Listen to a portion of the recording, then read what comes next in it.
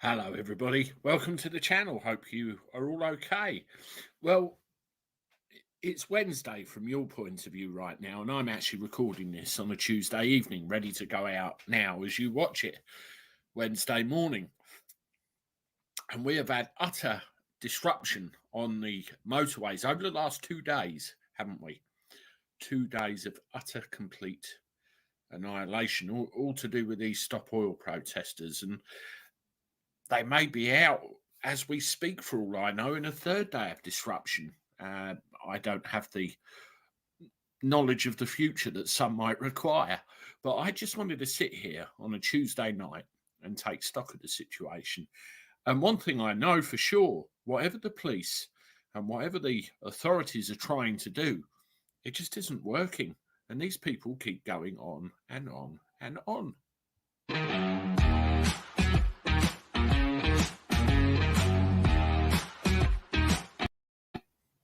Hello, everybody. Hope you're doing all right. Welcome back to the channel.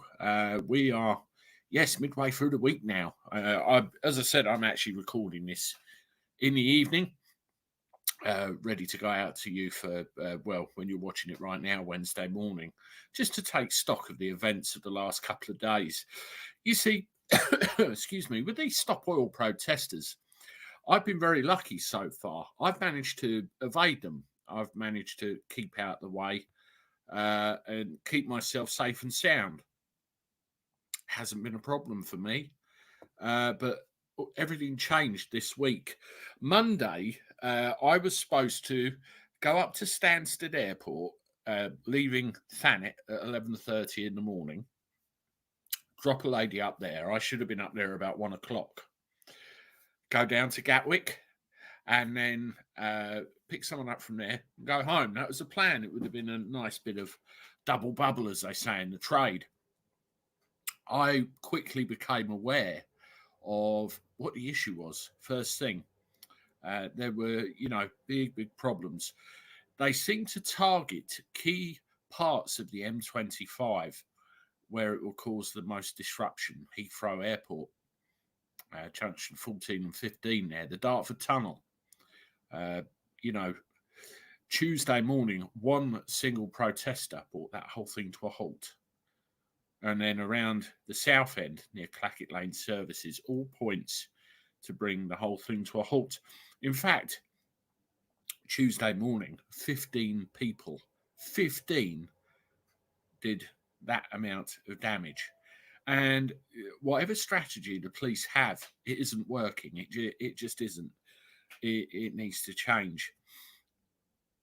On Monday, I lost out on my Gatwick run because I quickly identified that I wasn't going to make it in time and I had to dispatch another driver and in an emergency to get round and get up there.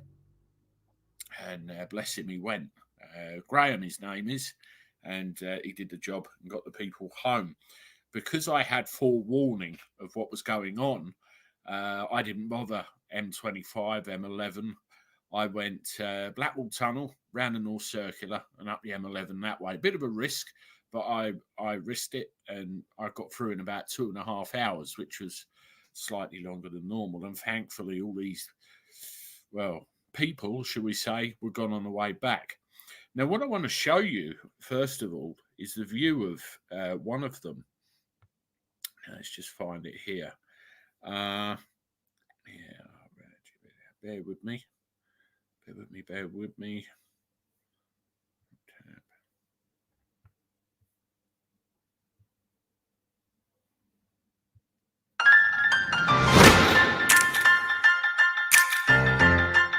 Pardon the adverts.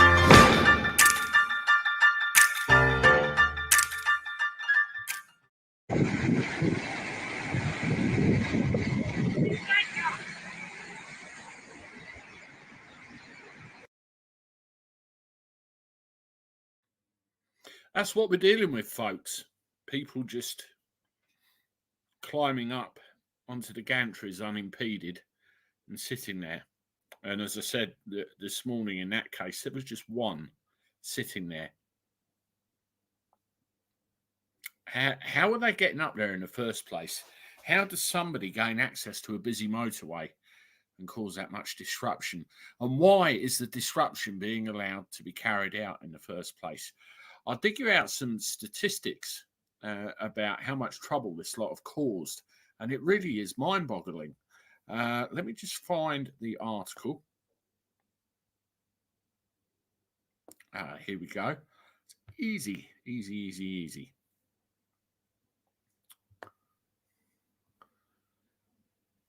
Yeah, we've seen some of the pictures of, you know, the people that have been out there. There's been 32 days of disruption from the end of September throughout October, which the Met said resulted in 677 arrests with 111 people charged and officers working a total of 9,438 additional shifts. Since April 1st, something like 2,000 times these Stop Oil protesters have been arrested in different locations. It's not just the motorway, of course, it's in the cities and at the art galleries and everything else they're doing. 5 of them are currently in prison.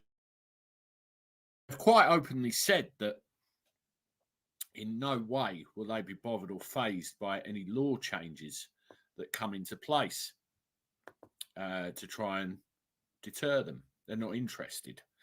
So when you have people with that kind of mentality, what do you do? I mean, again,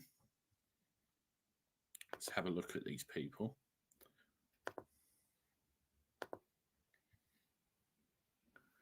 You know, this is usually a very, very busy area on any day of the week. The Dartford Crossing, totally closed because of one protester. This one was the one that was in tears on top of the gantry, giving some kind of grand speech as to how one single person has brought the entire lot to a screaming halt. How is this being allowed? I think we have the wrong strategy totally. And there's a couple of the people there.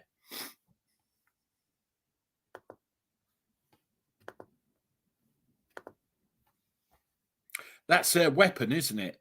They're allowing themselves to be put in a position where they're going to bring everything to a halt. The police are bringing everything to a halt. People say the Stop Oil protesters are. Maybe they're the catalyst, but the police and the emergency services are bringing everything to a halt. If you look in other countries, they're either being left where they are or their hands are being just ripped off and they're being moved and dealt with harshly. In my opinion, there should be massive fines, crippling fines. You know, they need to be hit where they're hurt. It's obvious prison and changes of law don't work anymore. And I think it needs a rethink. You let me know your suggestions in the comments below and the chat. I've set this as a preview so you can all talk about it.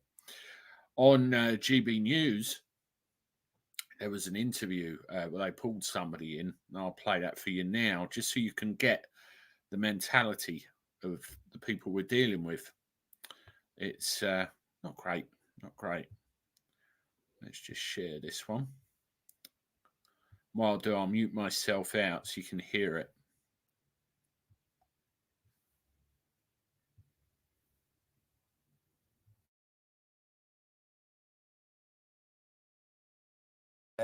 But the Just Stop Oil group saying they will continue with their actions and will not be intimidated, as they said, by changes in the law. Well, let's speak now to Laura Johnson, a spokesperson with Just Stop Oil. Laura, thank you very much indeed for joining us. I'm just looking at the figures. 16 arrested today, 20 arrested yesterday, 8 people charged with conspiracy to cause a public nuisance. Are you thinking perhaps you are above the law? No, not at all. What we are saying is the government is going to destroy our future and people are dying right now and we have to stop new oil.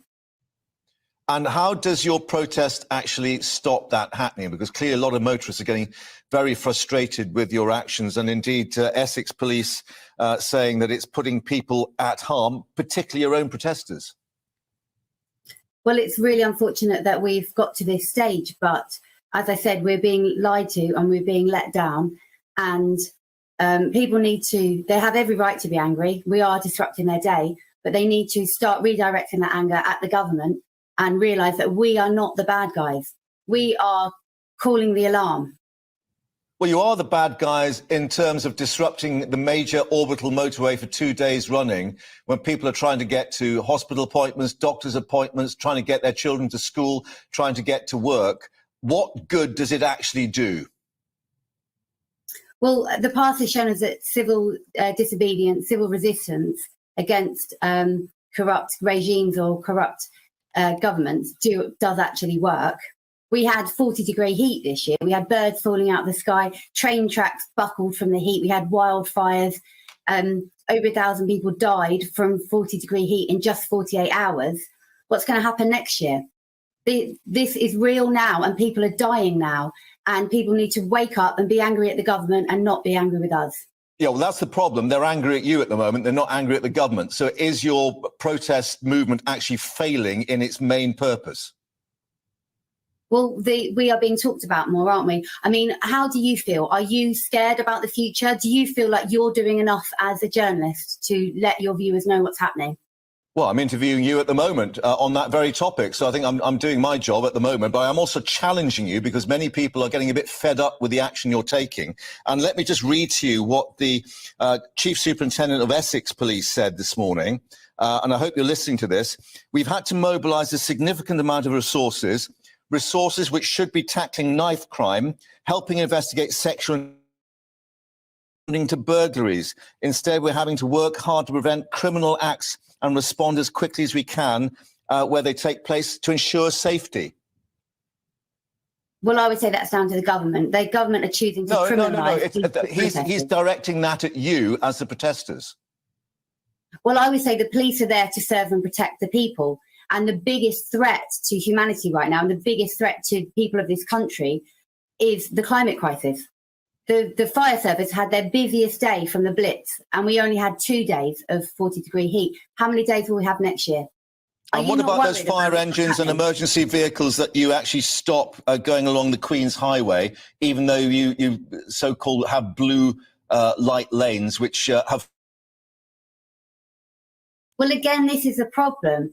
We're on here and you want to talk about methods and these hypothetical scenarios with ambulances. People are dying right now. Well, no, I'm sorry, Laura, it's not hypothetical. You are stopping these vehicles from travelling along the highway, whether it's motorways or main roads in London, including emergency vehicles. And the fire brigade, which you've just mentioned, have said as much.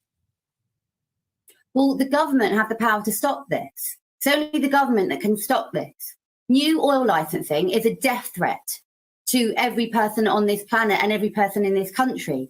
Right. We've already had huge food shortages. They will get worse next year. Nobody's talking about it. It's not being given the proper attention it needs. Forgive me, but they were talking about it in Sharm el-Sheikh yesterday with all the world leaders, including the Prime Minister, Rishi Sunak. But let me put this to you. The quote from Just Stop Oil was, "We won't be intimidated by changes to the law." But given that you've got 16 arrested today, 20 arrested yesterday, 8 charged with conspiracy, and now also a High Court injunction, which means you could be in contempt of court, it could be that many of you just get locked up. Well, we are actually growing in numbers. More people are waking up and they're realising that the only way to change these corrupt systems is civil resistance against the government. And I think if you spend longer talking about the message and not the method, then people would be waking up faster. It's your job as well. Do you have a family that you care about?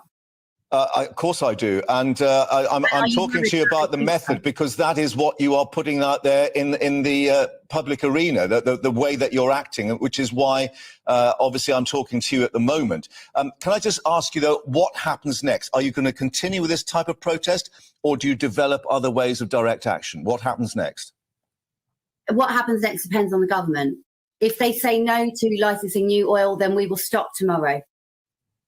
OK, and what about liquefied natural gas, which is coming across the Atlantic, we're being told, from the United States? Is that in the same category as oil as far as you're concerned? Renewables are 9 times cheaper. It took 6 weeks to build the biggest solar farm in the UK, 6 weeks. These new oil licenses won't be coming in for the next 10 or 15 years. Renewables are 9 times cheaper. People are facing an energy bill that's £3,500. It could be £400. People are going to be dying in their homes again this winter because we don't insulate our homes, and instead we give huge tax subsidies to fossil fuels. And the government care more about keeping those industries rich rather than their own people. That's the truth. That's what we should be talking about. It's like, don't shoot the messenger, listen to the message. Okay, and we have indeed done that. Laura Johnson from Just Stop Oil, thanks for joining us here on GB News. And of course,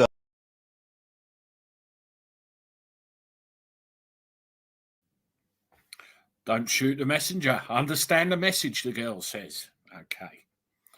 Well, the whole thing is, of course, they want to stop all the new gas and oil licenses being issued by the government. And her own words there, if I'm not too much mistaken, all these won't come into effect for another 10 years or so. And meanwhile, massive disruption takes place. Unfortunately, when you encroach on people's lives such as they have, I know of at least 2 of our own customers with companies that I work with missed their flights for their holidays that cost thousands of pounds yesterday. I missed out on an airport fare, 130 quid chicken feed. But again, it's the principle. How many ambulances got stopped? How many fire engines got stopped? These people just don't think about the consequences of what they are doing. They really don't.